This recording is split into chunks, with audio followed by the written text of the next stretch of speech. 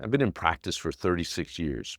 I wanted to be a doctor because of the doctor that we all went to when we were kids. My pediatrician was the single most respected human in the town I grew up with. Dr. Roy was known by everybody.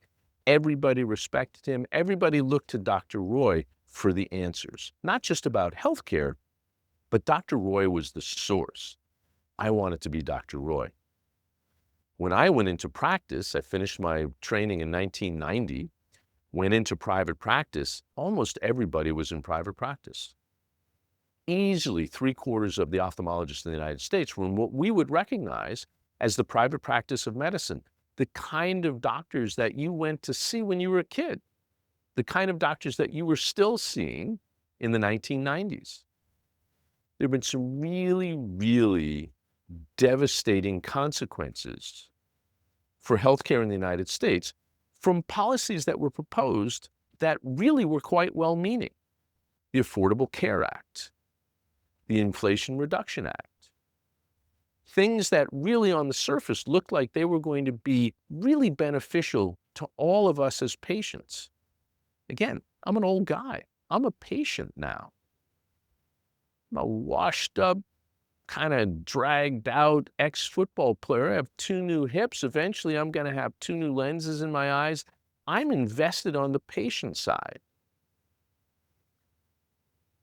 I want to have the experience that I had when I was a kid. I'm in a classic private practice. We're a dying breed. Less than 30% of ophthalmologists in the United States are in what we would consider private practice. I think that private practice is worth saving. So here's my plea.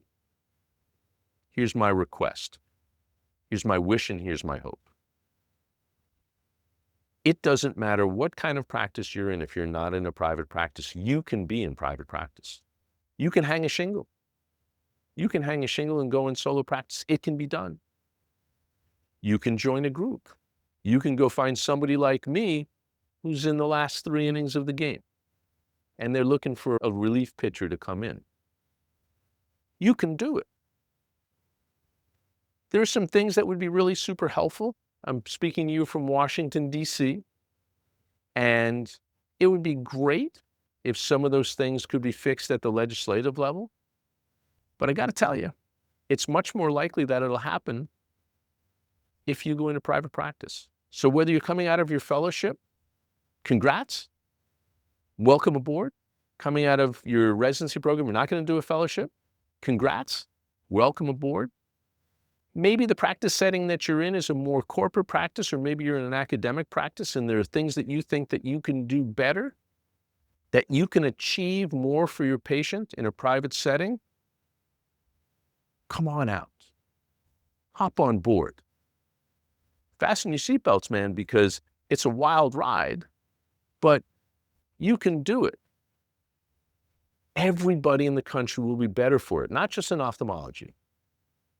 Private practice is special. It was always special.